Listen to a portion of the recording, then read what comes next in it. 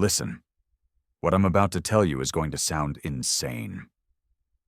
A real punch to the gut. The kind of story that makes you question everything you think you know about family. My son, my only child, shoved me off a boat in the middle of the goddamn ocean a full 10 miles from the nearest spit of land and screamed, "Say hello to the sharks, you old bastard!" Then he gunned the engine and left me to die. He thought he'd destroyed me, erased me from the world so he could cash in. But he made one fatal miscalculation. I survived. And when he swaggered back to his fancy house, popping champagne to celebrate his newfound fortune, I was waiting for him. I looked him dead in the eye and said, "I've got a little surprise for you too." You are not going to believe what happened next. But before we dive into the dark heart of this story, do me a favor. Hit that subscribe button and ring the bell so you don't miss what's coming. And down in the comments, let me know what time it is where you are in the world. I want to see how far this story travels. The splintering crash of my own front door being kicked off its hinges was the first sound that shattered the evening peace. My son, Michael, slammed into the doorway, his shoulder thick and brutal, sending the solid oak door flying into the interior wall. The brass doorknob punched a perfect, crater-like dent in the plaster. "Where the hell is the money, old man?" His voice was a raw, guttural rasp, nothing like the voice I'd taught to say please and thank you. He hurled his expensive leather briefcase onto my dining table with a sound like a thunderclap. The crystal salt shaker my late wife, Eleanor, had cherished spun like a child's top before wobbling to a stop. I slowly, deliberately, set down my newspaper, folding it precisely along its well-worn creases. This simple act of order in the face of his chaos felt like a small rebellion. My reading glasses, perched on the end of my nose, slipped as I looked up at the man my son had become. He was 35, but in that moment, he looked older, ravaged. Sweat had soaked the collar of his designer shirt, creating a dark, suffocating ring around his neck, a stark contrast to the cool breeze wafting in from the Pacific on this mild September evening. "Michael, what is this about?" I asked, my voice calm, betraying none of the tremor that had begun in my hands. "Don't you dare play dumb with me," he snarled, already pacing like a caged wolf between my small kitchen and the living room where every piece of furniture held a memory. His Italian leather shoes squeaked a rhythm of frantic, angry energy against the polished hardwood floors Eleanor and I had installed ourselves 30 years ago. "I know about the insurance policy, Eleanor's policy. I know about the savings account, the investments. I need it. Now." To emphasize his point, his fist crashed down on the oak table again. This time, my coffee mug, half full of lukewarm coffee, leaped into the air and clattered back down, spilling a brown stain across the morning headlines. I stood up, slowly, every joint a screaming reminder of my 71 years on this earth. Age is a thief, but I wouldn't let him see the pain. "Son," I said, trying to infuse my voice with the paternal authority that had once commanded his respect. "You know the arrangement. You'll inherit everything when I'm gone. That was always the plan." "When you're gone." The laugh that ripped from his throat was a sharp, ugly, broken thing. It was a sound with jagged edges. He spun to face me, and the look in his eyes was something I'd never seen before, not even in his most petulant teenage years. They were wild, hunted, and utterly devoid of the warmth they once held. "I can't wait that long." His voice dropped to a conspiratorial, chilling whisper. "Do you understand me? I cannot wait." Through the open window, the sounds of my quiet life continued, oblivious to the invasion.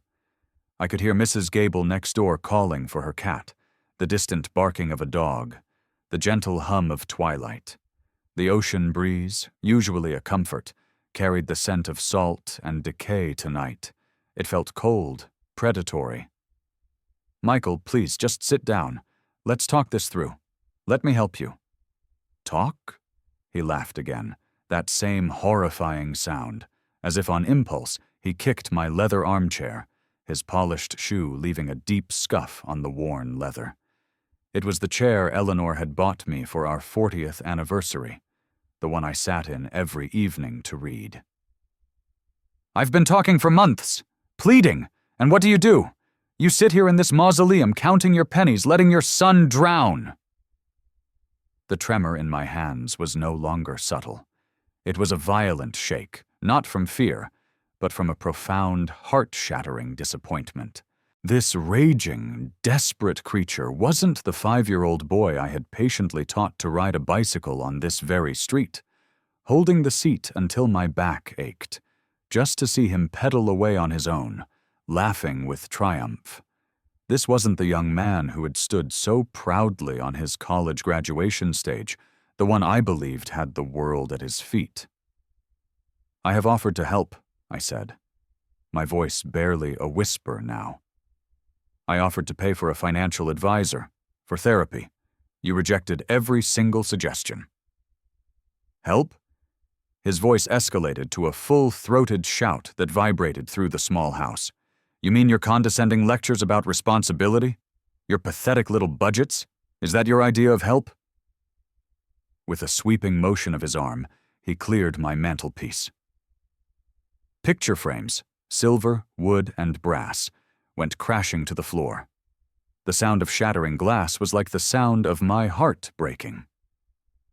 Our family history lay scattered at his feet. Eleanor, radiant and beautiful at our wedding. Michael at age 7, a gap-toothed grin on his face as he blew out the candles on his birthday cake.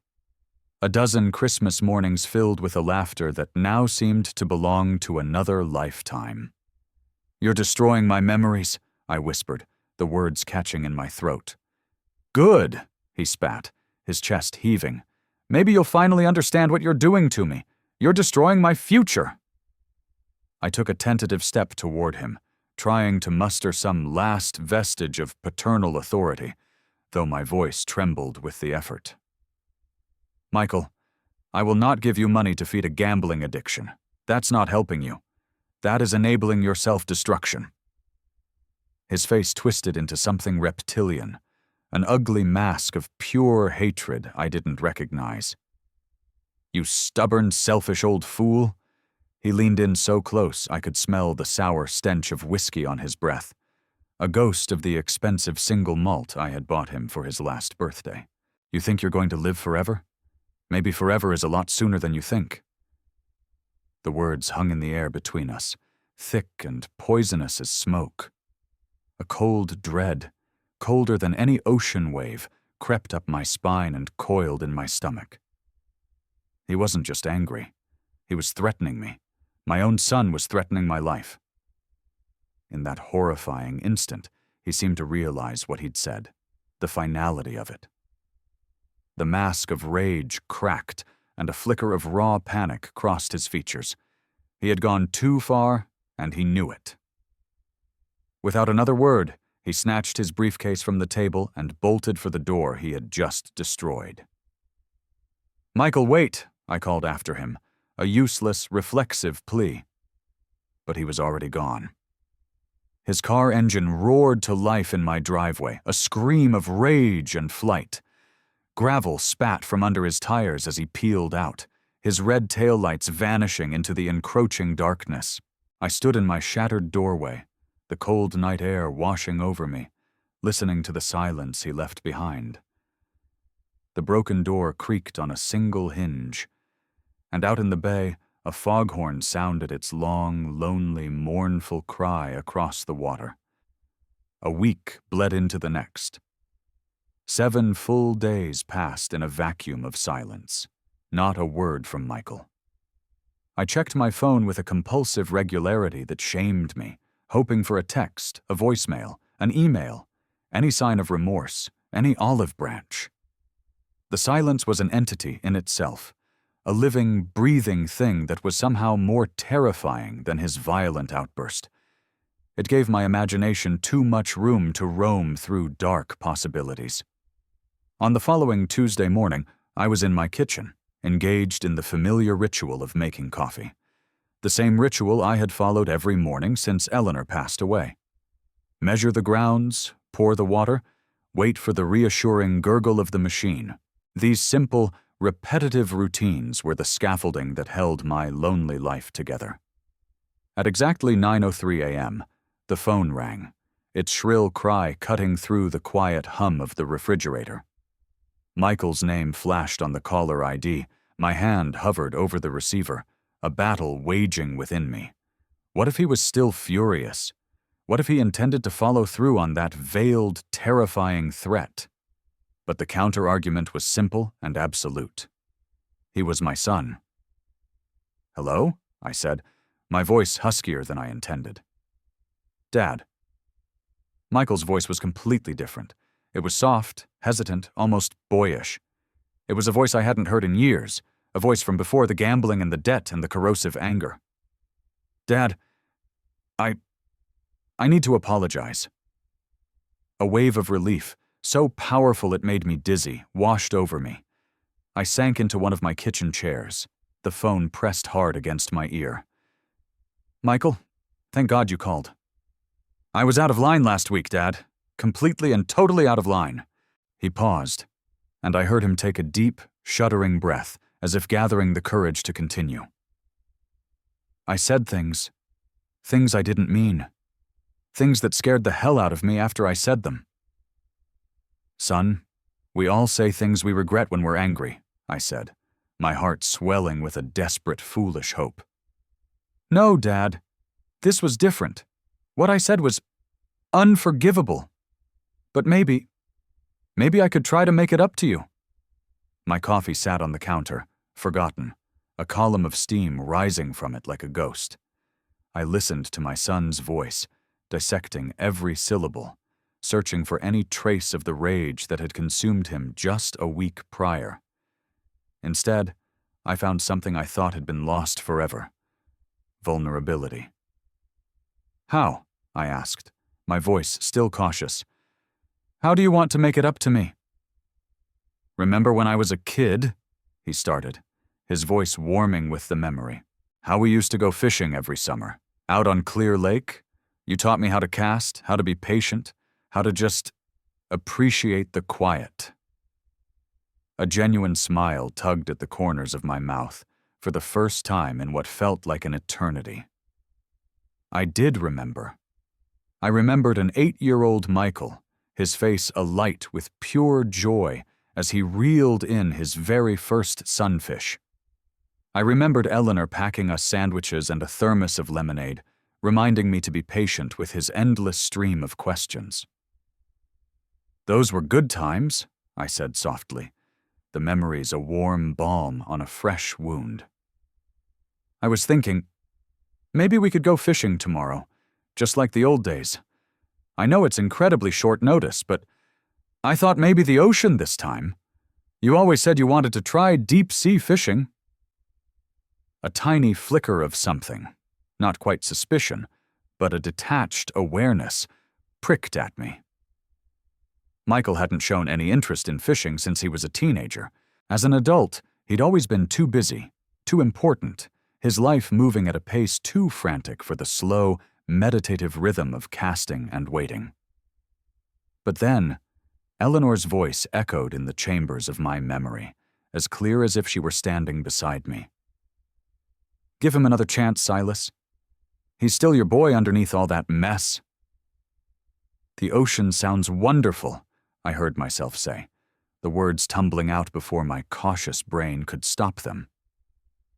"Really? Dad? You mean it?" The relief and gratitude in his voice felt real, tangible. "Of course, son.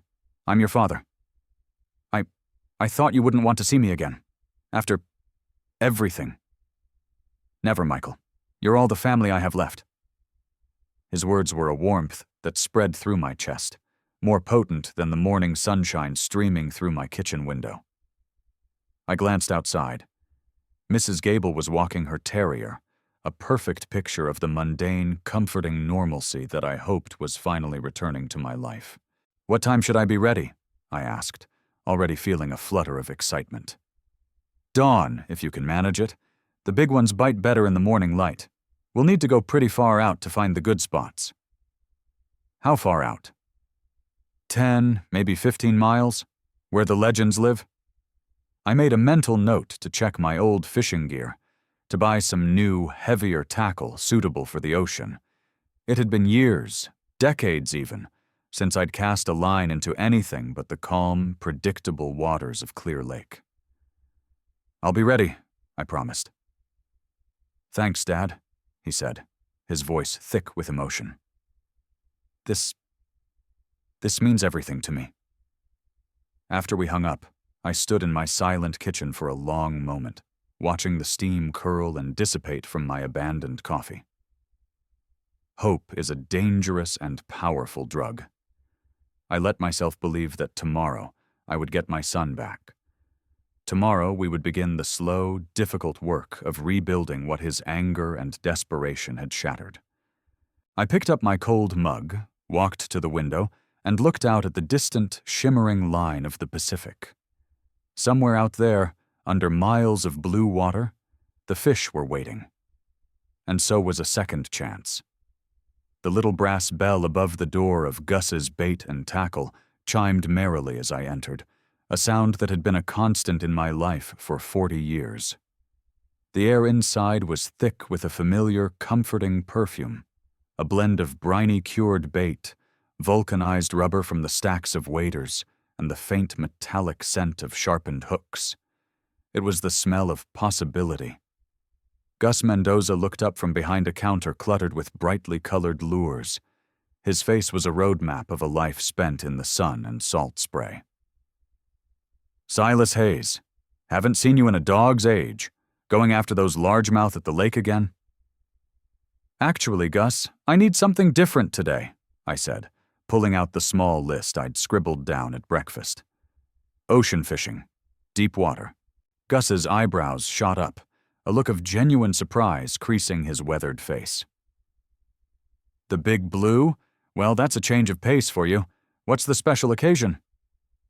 "Fishing with my son tomorrow," I said, unable to keep the pride from my voice. "He wants to try for the big ones." "Well then, we better get you set up right," Gus said, wiping his hands on a rag and coming around the counter. He led me toward a long rack of fishing rods. "For ocean work, you'll want something with a lot more backbone. This spinning rod here, medium heavy action, 8 feet long. It's perfect for rockfish, lingcod. Maybe even a halibut if Lady Luck is smiling on you." I took the rod he offered, testing its weight, feeling the satisfying flex in the graphite. It felt heavier, more serious than my flimsy lake gear, a tool for a more serious endeavor. "This feels good." "You'll need stronger line too. 30-pound test, minimum. The fish out there, they fight with a different kind of fury than anything you'll find in freshwater." With the practiced efficiency of a master, Gus began spooling the new, thick line onto my reel. "Where you heading out from?" "Michael's handling all the arrangements. He mentioned going pretty far out. 10 or 15 miles, he said." Gus paused his work for a fraction of a second, his hands stilling on the spool. "That's serious water, Silas. You taking your own boat?" "No, he's rented one." "Make sure you've got the right safety gear," Gus said, his voice taking on a more serious tone. "A good radio flares, proper life jackets for offshore. The ocean, it doesn't forgive mistakes like a lake does." I nodded, though a small seed of unease was planted. Michael hadn't mentioned any safety equipment. He'd always been brimming with confidence, sometimes bordering on arrogance, even as a child. He always assumed he knew best. "Now let me get you some circle hooks," Gus continued, his professional demeanor returning. "They're better for catch and release in the ocean, less likely to gut hook the fish." He selected a few packages from a spinning display. "And you'll want bait. Anchovies always work well, but I've got some new artificial jigs that the tuna have been going crazy for." 30 minutes later, I walked out into the bright afternoon sun with a bag full of brand new gear and a wallet that was considerably lighter. As I drove home, the sun warming my shoulders through the windshield, I let my imagination run wild, already picturing tomorrow's adventure. The two of us, side by side, the salt spray on our faces, the shared thrill of a big catch. My phone buzzed in its cradle on the dashboard. It was Michael. "Dad, just calling to confirm everything for tomorrow morning." "I'm all set, son. Just got back from Gus's shop with a whole new arsenal of ocean tackle." "Perfect. And you're okay with going pretty far out? I know you're used to hugging the shoreline." Something in his tone, a faint tremor of urgency that didn't quite match the casual question, made me pause. "How far are we really talking, Michael?" "Far enough to find the real monsters of the deep, Dad. Trust me. You're going to love it out there. It'll be just the two of us. Middle of the ocean. Nothing but water for miles and miles." "Sounds peaceful," I said. "It will be," he replied. "Totally isolated. Just us." After we hung up, a strange feeling lingered, but I shook it off, attributing it to my own anxieties. I spent the rest of the afternoon in a state of happy anticipation. I was in my kitchen, making sandwiches for the trip, turkey and Swiss on rye, the way Eleanor used to pack them for our family picnics. I filled my old thermos with fresh coffee. I checked the marine weather forecast one more time on my computer. The conditions were flawless. Light winds, calm seas, excellent visibility. It was a perfect day for a reconciliation. I laid out my clothes for the next morning. My old worn jeans, a thick wool sweater, a waterproof jacket, and my lucky fishing hat. The faded, sweat-stained canvas hat I had worn the day Michael caught his first fish, nearly 30 years ago. That night, I set my alarm for 4:30 a.m., though I knew I wouldn't need it. The excitement would have me up long before then. As I switched off my bedside lamp, I looked out my bedroom window towards the vast, dark expanse of the ocean. The moon was a sliver of silver, casting a shimmering path across the water that seemed to stretch all the way to the horizon. Tomorrow, Michael and I would be out there, somewhere on that silver path, rebuilding what we had lost. Miles and miles of open ocean waiting for us, waiting to heal us. The rumble of an engine vibrated through the pre-dawn stillness. At exactly 5 a.m., Michael's pickup truck idled in my driveway, its headlights cutting twin cones through the thick morning fog. I did a final check of my front door lock, the new, reinforced one the locksmith had installed, and then walked to the passenger side with my tackle box in one hand and my thermos in the other. "Morning, Dad," Michael said. His smile seemed genuine enough, but his fingers were drumming a frantic, nervous rhythm against the steering wheel. "Ready for our big adventure?" "Been looking forward to it all night," I replied, climbing into the cab and setting my gear at my feet. The radio was playing softly, some classic rock station. The Eagles were singing about taking it to the limit. It seemed fitting. Michael pulled out of the driveway with more speed than was necessary, the tires chirping slightly on the damp pavement. "It's a beautiful morning for it," I said, trying to fill the slightly tense silence. "Which marina are we headed to? The one in Santa Cruz?" I fastened my seatbelt as Michael merged aggressively onto Highway 1, heading south. "Change of plans," he said, his knuckles white on the steering wheel. "The big fish are further down the coast. You like a challenge, right, Dad?" A cold knot formed in the pit of my stomach. "I don't know, Michael. I haven't been on the open ocean in years. It can be unpredictable." "Trust me." His laugh sounded hollow, forced. "When have I ever steered you wrong?" The unanswered question hung between us, thick and heavy as the coastal fog. I could think of a dozen recent examples, but I held my tongue. Today was supposed to be about forgiveness, not recrimination. The highway unspooled ahead, a gray ribbon clinging to the dramatic cliffs of the California coast. Michael drove with a focused aggression, weaving through slower traffic, accelerating through yellow lights. My coffee sloshed inside my thermos with every sharp, jerky movement. "Slow down a bit, son," I finally said, my hand instinctively grabbing the dashboard. "We've got all the time in the world." "Actually, we don't," he shot back, his eyes darting to the rearview mirror for the third time in as many minutes. "The tide is crucial for deep water fishing. There are specific windows when the fish are feeding. We can't miss it." I watched the familiar landmarks of my life fall away behind us. The cozy suburbs of Santa Cruz gave way to wind-swept farmlands, then the dramatic, rocky coastline of Big Sur. The number of other cars thinned as we drove further south, deeper into the rugged, isolated landscape. "This is quite a drive," I observed, trying to keep the mounting concern out of my voice. "That's the whole point, Dad," he said, that manic smile plastered on his face again. It never reached his eyes. "No crowds, no competition, just us and the fish."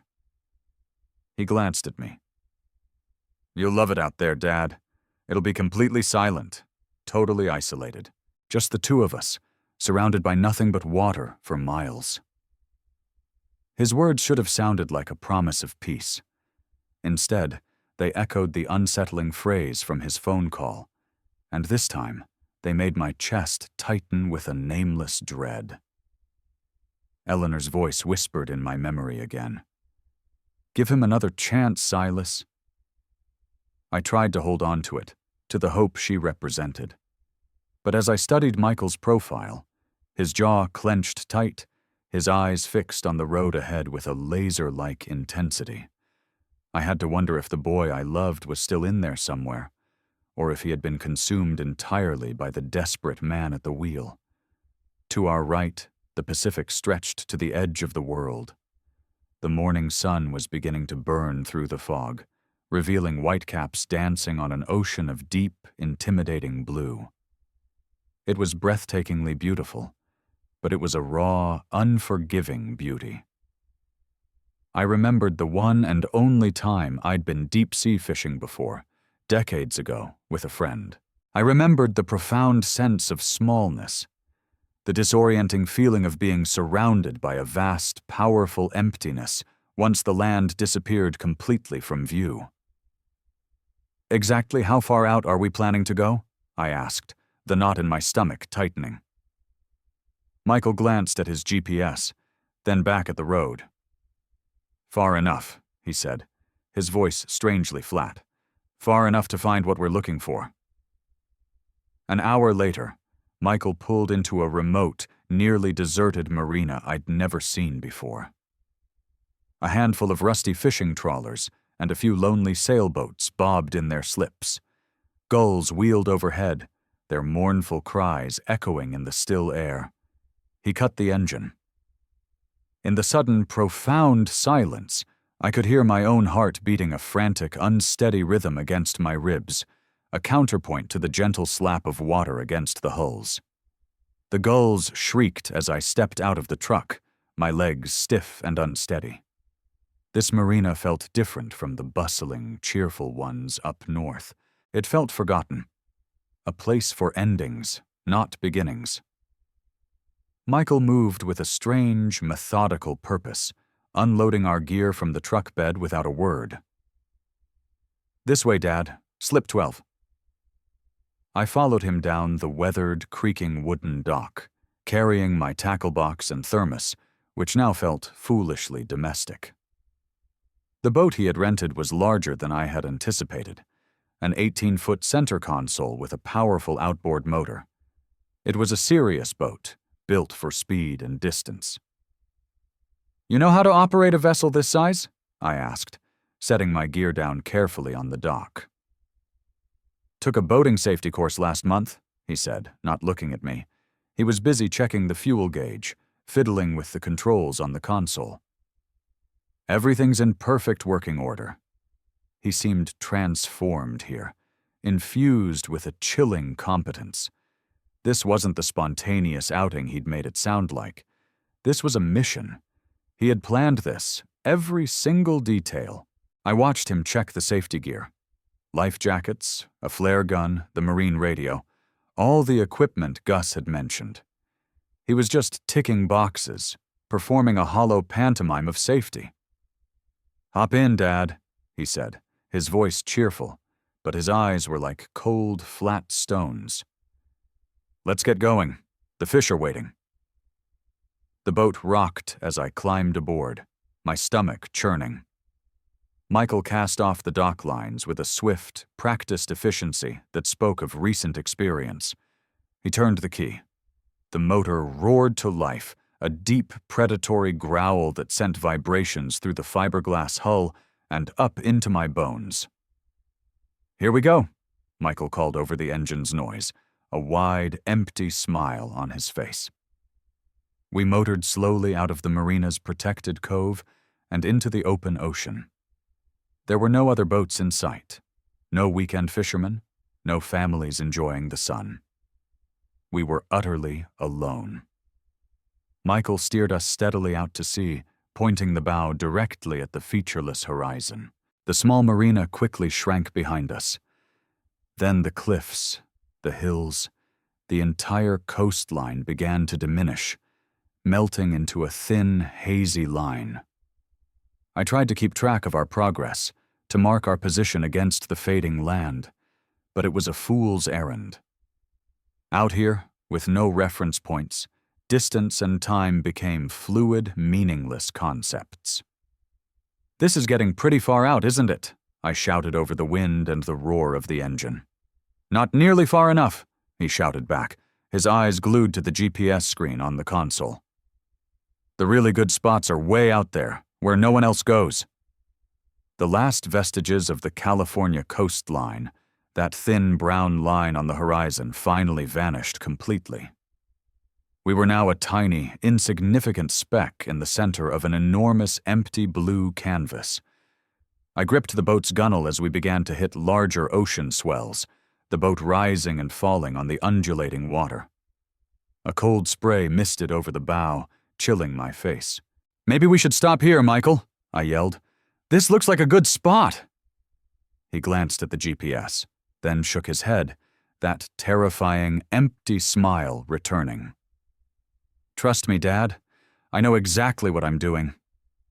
Another 15 minutes passed. Each minute stretched into an eternity. I estimated we had to be at least 10 miles from shore now, maybe more. There were no other boats, no birds, nothing, just us and the deep blue water. My unease had blossomed into full-blown, gut-wrenching fear. This wasn't a fishing trip. This was an abduction. He was taking me somewhere. This was his plan. "Michael, this is far enough. I want to turn back now."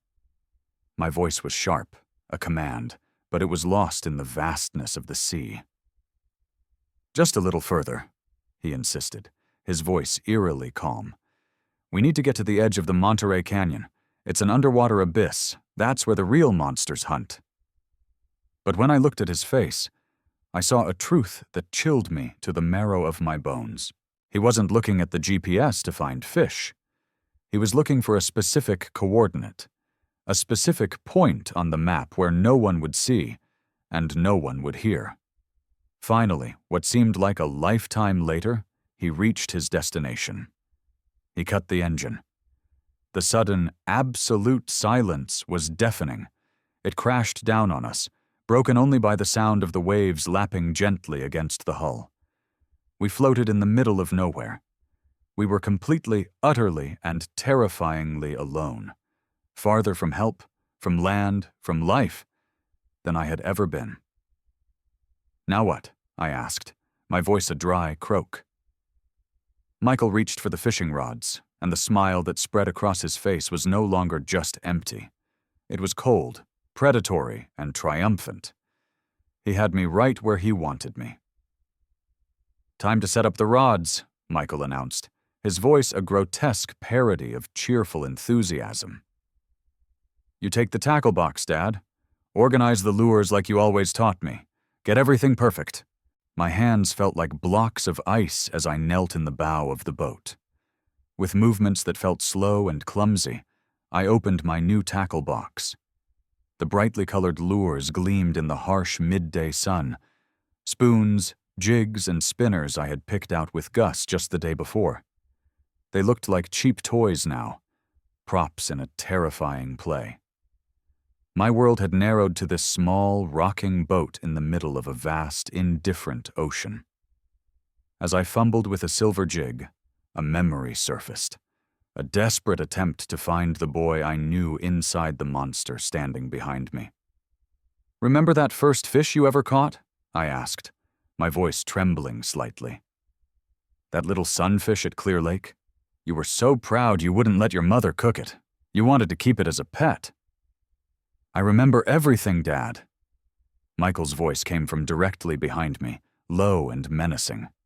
"Every fishing trip, every patronizing lecture about patience and responsibility, every time you looked at me with disappointment in your eyes." The shift in his tone was so abrupt, so venomous, it was like a physical blow. I glanced over my shoulder. He was standing just 3 feet away, no longer holding a fishing rod, but the heavy boat gaff. A thick wooden pole with a large, sharp steel hook on the end. He held it loosely, like a baseball bat. The friendly mask had been completely discarded. All that remained was cold, hard calculation. "Michael, what's wrong?" I asked, my heart pounding against my ribs like a trapped bird. "Nothing's wrong anymore, Dad," he said, taking a slow, deliberate step closer.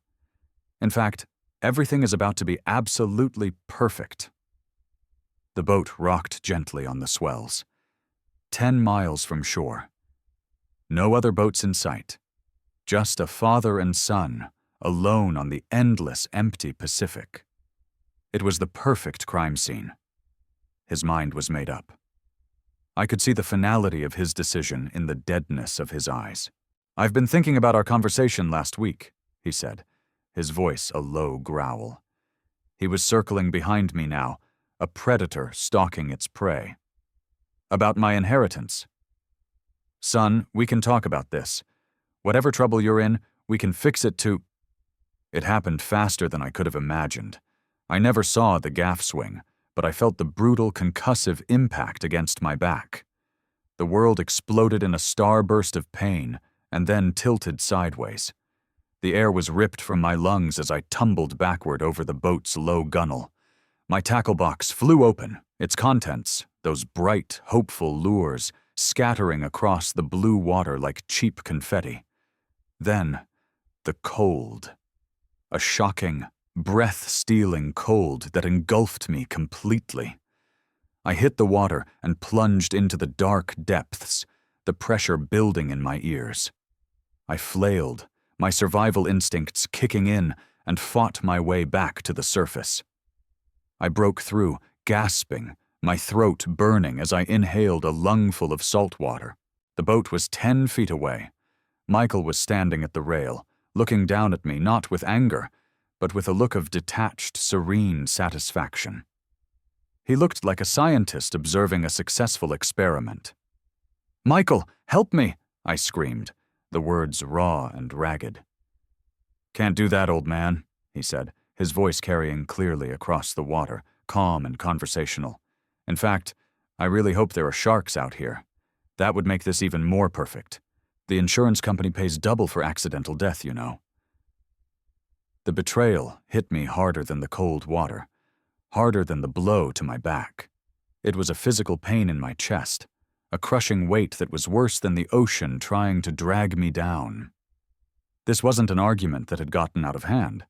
This was a premeditated execution. My son, my own flesh and blood, had brought me to this remote spot with the sole purpose of killing me. "Now I'll get everything," he said, almost to himself, a triumphant little smile playing on his lips. "The life insurance, the house, the investments, all of it." I tried to swim toward the boat, but my waterlogged clothes were like an anchor. The heavy jacket I had worn for the cool morning air was now a death shroud, pulling me under. Michael made no move to help. He simply watched for a moment, his face unreadable. Then he turned and walked back to the console. "Michael, please," I begged, my voice cracking. "Don't do this." The engine roared to life. He turned the boat in a tight, merciless circle and pointed its bow back toward the unseen coast. He never looked back. He never hesitated. There was not a flicker of regret or doubt on his face. "Help!" I screamed at the empty horizon, my voice a desperate, useless pinprick of sound in the vast, crushing silence. "Somebody help me!" But there was no one to hear me. There was only the endless expanse of water, the mocking cry of a distant gull, and the ever-growing distance between me and the boat that was carrying my son away from the scene of his crime, away from the father he had just condemned to a cold, lonely death. The sound of the engine faded slowly, becoming a dull drone, then a faint buzz, until finally it was gone, leaving me utterly and completely alone in the vast, unforgiving Pacific. I treaded water, my gaze fixed on the spot where the boat had vanished. This couldn't be happening. This was a nightmare from which I would surely wake. Sons didn't murder their fathers for money. Families didn't end in such a brutal, calculated betrayal. But the cold, deep water didn't care about family. It didn't care about love or betrayal. The Pacific Ocean simply waited, patient and eternal, ready to claim me, another victim of human greed. I called Michael's name one last time, my voice swallowed by the sheer immensity of it all. Only the waves answered, slapping against my face like a cruel, final joke. I was alone, a dead man, just waiting for my body to accept the fact. My son thought he'd killed me. And at this point in the story, I'm sure some of you are thinking, what's the point in even fighting? But I've always believed that even in the darkest moments, there's a spark of something worth fighting for. What do you think that is? Is it survival? Justice? Revenge? Let me know your thoughts in the comments. I'm genuinely curious. Your answer might surprise you. Okay, back to the freezing water and my impending doom. Michael. The name was ripped from my throat one last time, a raw, ragged sound that the wind snatched and carried away across the empty water. The boat was gone. There was nothing but an endless, undulating horizon in every direction. The silence that descended was a physical weight, vast and terrifying, punctuated only by the rhythmic slap of the waves against my face. The Pacific was an indifferent god, and I was its unwanted sacrifice. My legs, already tiring, churned below me, while my heavy, waterlogged jacket worked relentlessly to pull me under. This jacket, my shield against the morning chill, had become my enemy. With numb, clumsy fingers, I fought with the zipper. It was stuck. Panic, cold and sharp, lanced through me. I clawed at it, my nails scraping uselessly against the wet canvas. Finally, with a surge of adrenaline-fueled strength, I ripped it open and shrugged my way out of its suffocating embrace. It sank instantly, a dark shadow disappearing into the unfathomable blackness below. Without the jacket, I felt terrifyingly light, but also more vulnerable. The water temperature, maybe 60 degrees, was a constant, insidious thief, leaching the heat from my body with merciless efficiency. I knew about hypothermia. I had a finite amount of time before my core temperature dropped, my muscles ceased to function, and my will to live was extinguished. I had to keep moving. Eleanor's face materialized in my mind's eye, as clear as if she were floating beside me. I saw her in the final weeks of her battle with cancer, her body frail, but her spirit an unbreakable beacon.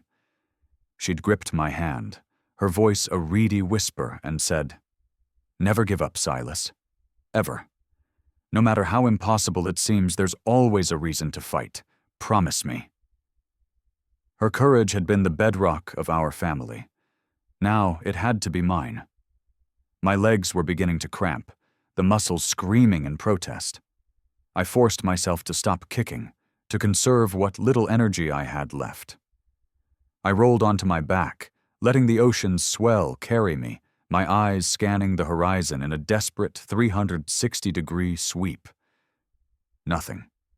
Not a boat, not a bird, not a hint of land, just the cruel, infinite expanse of blue water meeting blue sky. The sun, once a comforting warmth, was now a mocking observer, beginning its slow descent in the western sky.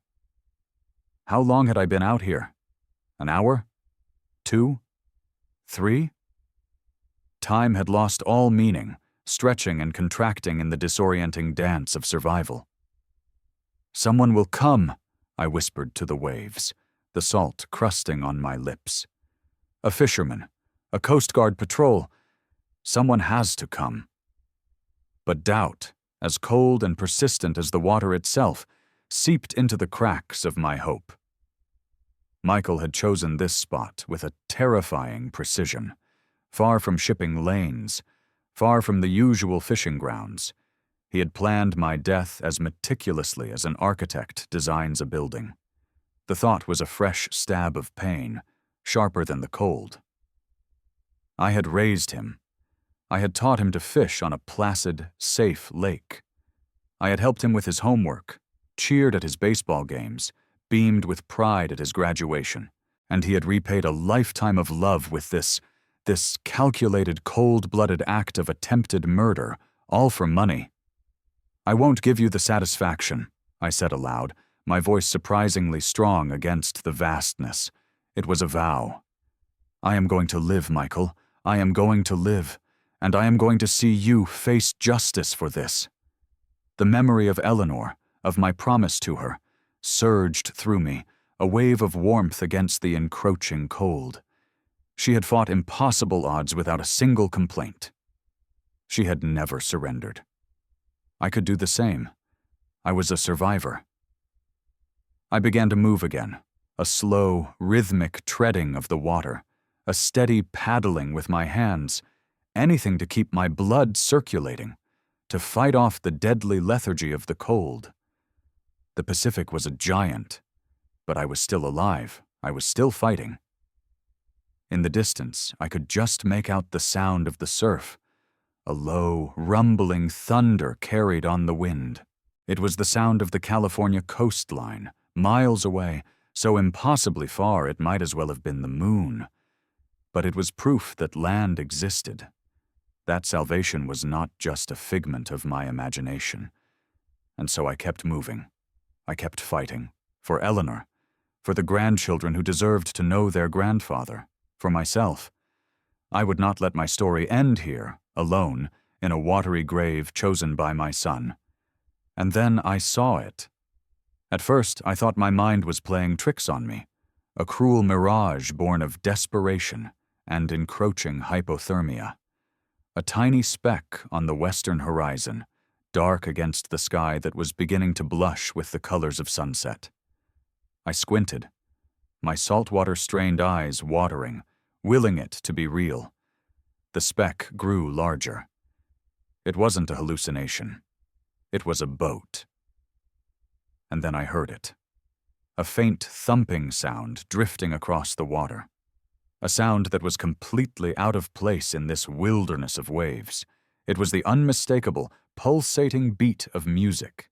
The electronic music pulsed across the water, growing stronger, clearer, as the vessel sliced elegantly through the swells. It wasn't a fishing boat. It was a yacht, a massive one, at least 100 feet long, gleaming white against the darkening sea. Party lights, blue, pink, and green, twinkled along its rails, and I could see the silhouettes of people moving on its multiple decks. It was a floating island of wealth and celebration. "Help!" I screamed, my voice raw and broken. I waved my arms frantically above my head, a desperate, clumsy semaphore of survival. "Help me!" The yacht held its course, the thumping bass of the music a deafening wall of sound that swallowed my pathetic cries. My heart seized with a new, sharper panic. They were going to pass right by me. They were going to sail on, completely oblivious, leaving me to the darkness and the cold. "Please!" I shrieked, every syllable a shard of glass in my throat. "Over here! I'm right here!" Just as the yacht was about to pass, a woman in an elegant cocktail dress, a silhouette of grace and luxury, stepped out onto the aft deck's railing, a champagne flute in her hand. She gazed out at the sunset, a casual, appreciative glance. Her eyes swept past my position, then snapped back, her body stiffening. The champagne glass slipped from her fingers and shattered silently on the teak deck. "Oh my God!" she gasped, her hand flying to her mouth. Her voice was too far away to hear, but her actions were unmistakable. "There's someone in the water!" Suddenly, the yacht exploded into a frenzy of activity. The music cut off with an abrupt screech. People rushed to the railings, pointing, their party chatter replaced by shouts of alarm. Crew members in crisp white uniforms appeared, moving with a disciplined urgency, grabbing life rings and emergency gear.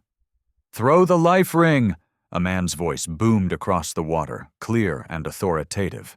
An orange life preserver sailed through the air in a high arc, landing in the water with a splash just 10 feet away. I swam towards it with the last reserves of my strength, my arms and legs feeling like lead.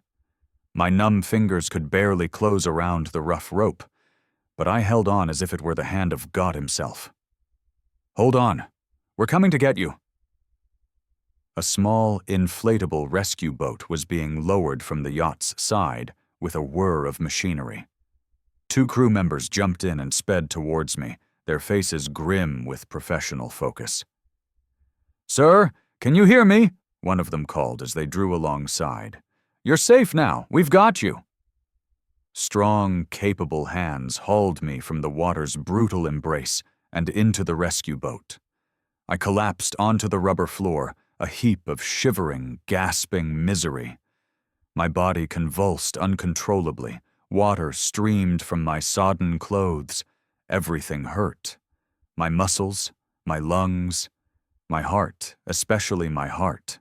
"Get him aboard immediately," came the authoritative voice from the yacht's deck. "Medical attention, blankets, and hot coffee, now." They transferred me to the yacht's main deck, where I was instantly surrounded by a sea of concerned faces. These were well-dressed party guests, their evening of leisure shockingly interrupted by my near death. Someone wrapped several thick, fluffy blankets around my shoulders, while another crew member pressed a warm ceramic mug into my violently shaking hands. The solid, unmoving teak deck of the yacht felt like the most stable ground in the universe after hours adrift in the ocean's relentless churn. I looked up at the ring of people staring down at me. Strangers in expensive clothes who had abandoned their champagne and laughter to save a life. "Sir, my God, what happened to you?" asked a distinguished man with a shock of silver hair and eyes that radiated intelligence and power. "How on earth did you end up out there?" Behind him, I glimpsed a helicopter, sleek and black, sitting on the yacht's aft landing pad. This wasn't just any pleasure craft. This was a vessel of immense wealth and influence. My voice came out as a ragged croak. "My son, he tried to—" "Easy there," said a uniformed captain with a weathered, capable face. "Take your time. You're safe with us now." The yacht's interior beckoned, a world of warmth and light and civilization. As the crew members helped me, half carrying me, toward the cabin door, I heard fragments of shocked conversation from the guests. "Incredible that he survived out there. How long do you think he was in the water? Look at the poor man's condition. Dear God." Someone was asking me again what had happened, how I'd come to be floating alone in the middle of the Pacific, but I could barely form the words. My rescue was real, But the nightmare of what had brought me here was far from over, and I knew, with a certainty that burned hotter than the coffee in my hands, that the truth would have to be told. The world would have to know what my son had done. The hot coffee scalded my throat, but the warmth that spread through my chest felt like liquid salvation. I was sitting in a plush leather armchair in the yacht's main salon, a space so opulent it felt like it belonged in a magazine. I was wrapped in a thick wool blanket, surrounded by people who had been strangers minutes ago, but were now my unlikely saviors. "Take your time," said the silver-haired man, who had clearly taken charge. He exuded an aura of calm, unshakable authority. "My name is Julian Sterling. This is my yacht, the Serenity. You are completely safe here." "A senator?" The name clicked. Julian Sterling was more than just a wealthy man. He was one of the most powerful and influential tech billionaires in the state, known for his philanthropy and his ruthless business acumen. It explained the helicopter. It explained everything. I set my mug down on a polished mahogany table, my hands still trembling, but less violently now. I looked at the expectant faces around me. These people had saved my life. They deserved the unvarnished, ugly truth. "My name is Silas Hayes," I began, my voice still hoarse from the salt water and the screaming.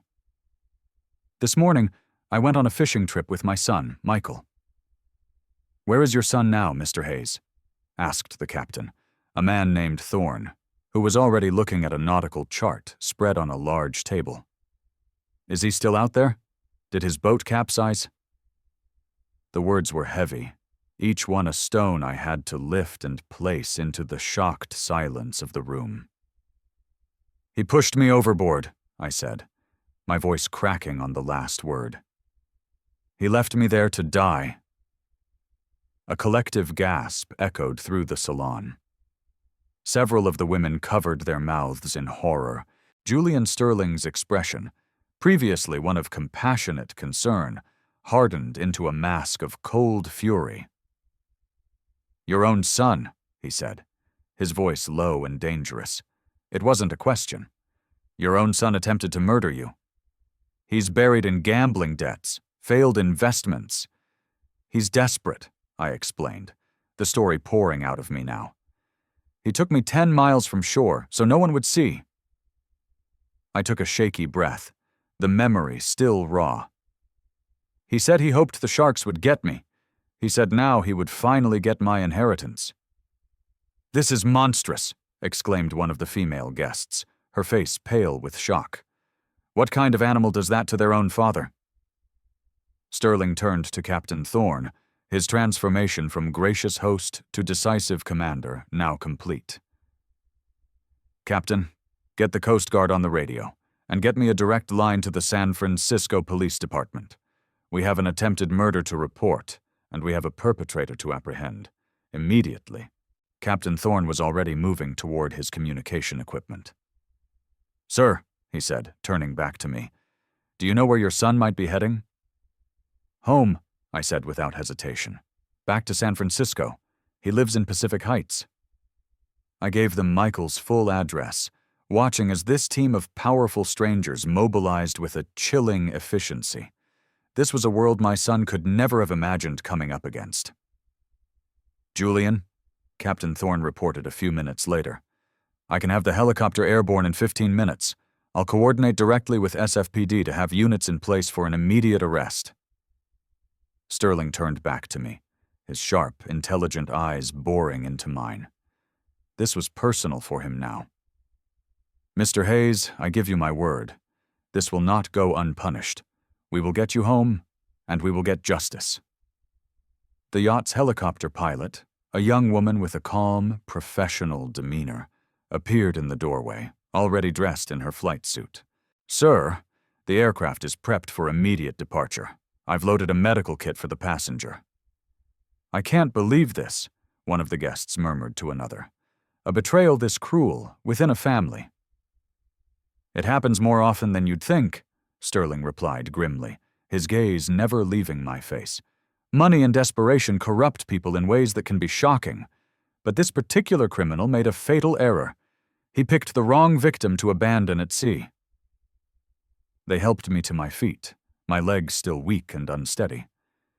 The journey to the helicopter pad on the aft deck was surreal. I was moving from one impossible reality to another. From near death in the cold, dark Pacific to a private rescue by one of the state's most powerful men. "Thank you," I managed to say as we walked, the words feeling utterly inadequate. "All of you. You saved my life. Michael Hayes will spend the next several decades of his life regretting the choices he made today," Sterling declared, his voice hard as iron. "I will personally see to it that the district attorney prosecutes this to the fullest extent of the law." The helicopter's rotors began to spin, slowly at first, then picking up speed, creating a powerful downdraft that scattered cocktail napkins across the deck. Out on the water, the sun was a fiery red orb, finally touching the horizon. My son thought he'd ended my life today. He thought he was watching the sunset on his old life and the dawn of his new one as a rich man. Instead, he had only succeeded in awakening a sleeping giant. Justice was coming for him, and it was coming by helicopter. The helicopter's blades whirred to a stop, the sound winding down to a gentle whisper as the pilot set us down with expert precision in a secluded corner of Golden Gate Park. The first light of dawn was beginning to pierce the iconic San Francisco fog, illuminating the rows of expensive Victorian homes that lined the streets of Pacific Heights. Waiting for us beside an unmarked police car stood a woman with a stern, no-nonsense expression. She radiated competence. "Mr. Hayes, I'm Detective Maria Lopez," she said, her handshake firm and professional. Her eyes were filled with a mixture of sympathy and resolve. "I'm so sorry for what you've been through. We have plainclothes units positioned around your son's house. He returned home less than 30 minutes ago. Through the morning mist, I could see it 3 blocks away. The immaculate, multi-million-dollar home that I had helped him buy. His BMW was parked in the driveway. The house looked peaceful, normal, a perfect facade hiding the monster who lived inside." A crackle came from the radio on Detective Lopez's shoulder. "Target just exited his vehicle, appears intoxicated, moving slowly toward the front door." Lopez adjusted her earpiece, her eyes fixed on me.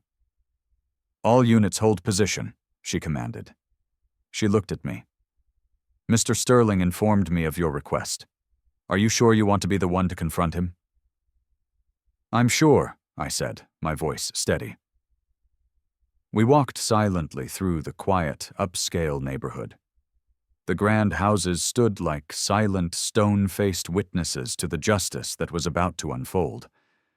We stopped behind a manicured hedge across the street from Michael's house. I saw him fumbling with his keys at the front door, his expensive suit rumpled, his movements unsteady. He had clearly been celebrating his perceived victory, toasting the death he believed he had successfully orchestrated. He finally managed to get the door unlocked and was about to step inside. "Now," Lopez whispered into her radio. I stepped out from behind the hedge, into the pale morning light. "Hello, son," I said. My voice wasn't loud, but it cut through the morning air like a surgeon's scalpel. The sound of Michael's keys clattering onto the concrete steps was deafeningly loud in the quiet street. He spun around. His face, already pale and pasty from alcohol, went completely white. His jaw dropped, his mouth opening and closing like a fish gasping for air.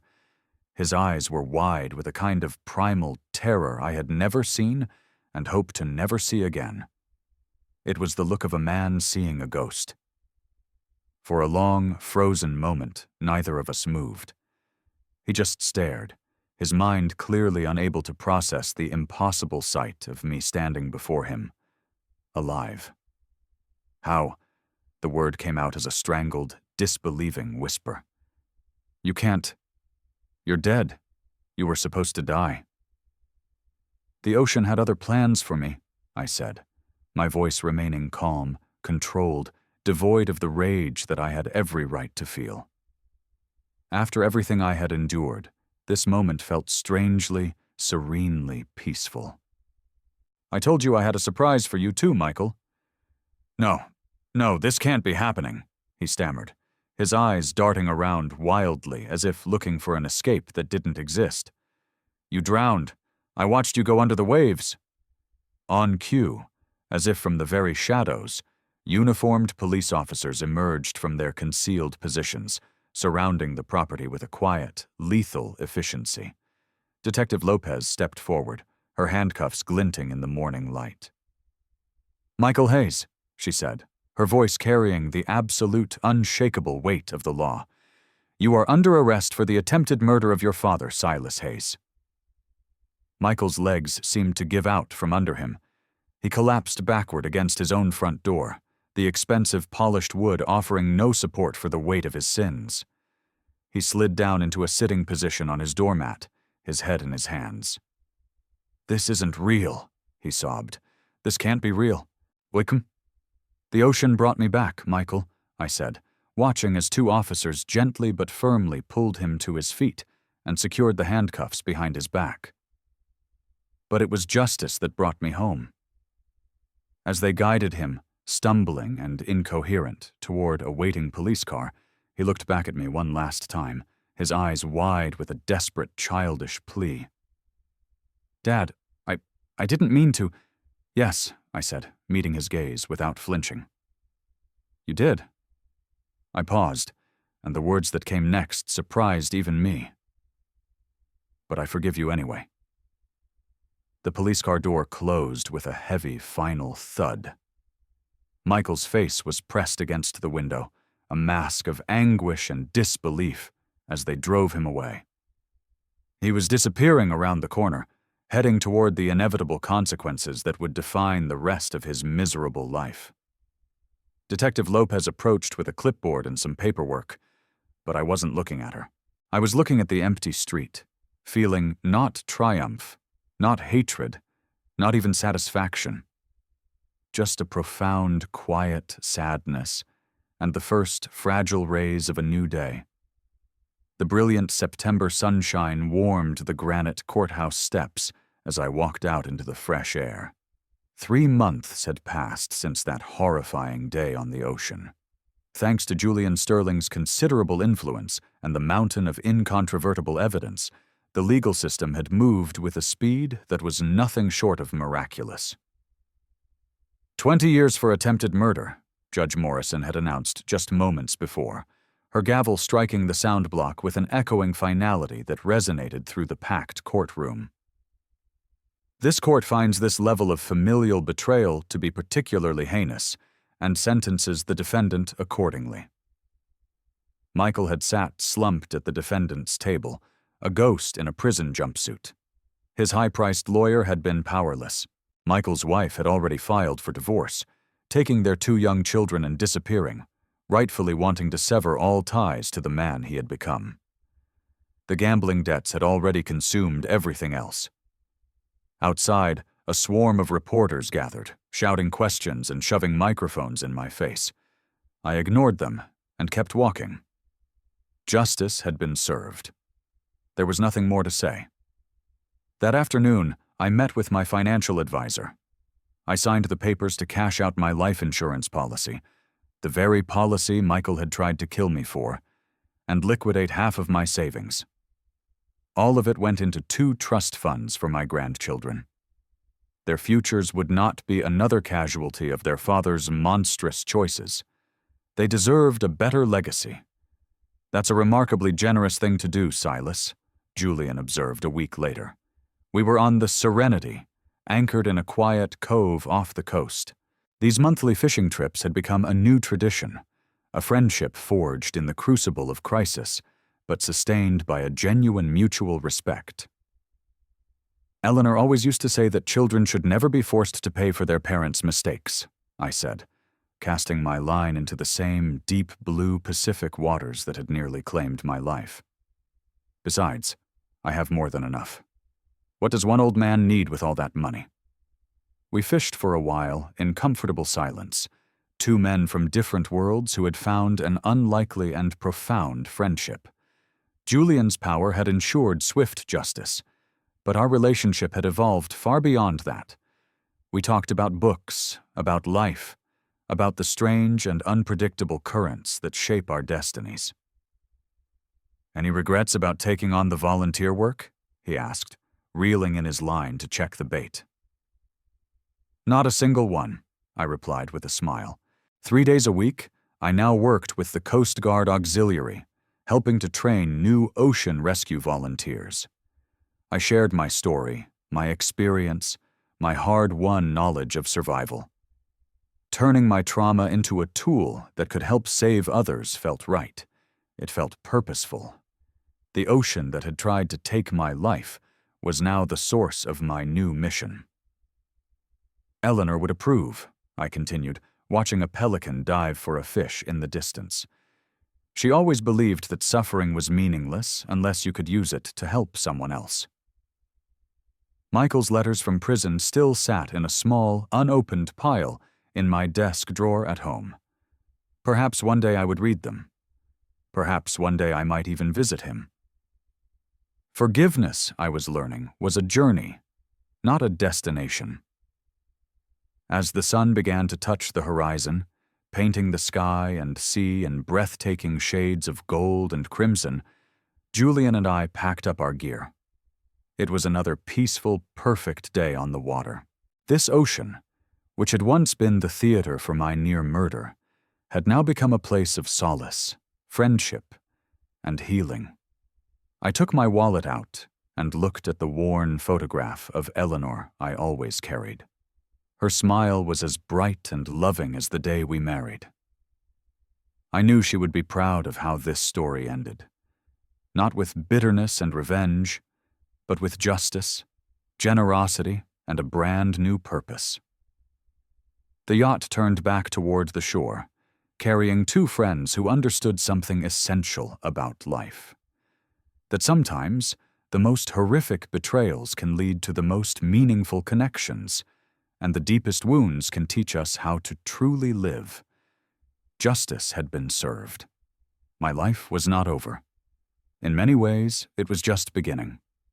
My son tried to end my story, but all he did was force me to write a new, better chapter. If you found any inspiration or meaning in my story, please show your support by liking this video and subscribing to the channel for more stories of survival and new beginnings. Most importantly, share your own impressions in the comments below. I'll be reading them. To hear the next story, just click on the box that has appeared on your screen. Thank you truly for listening.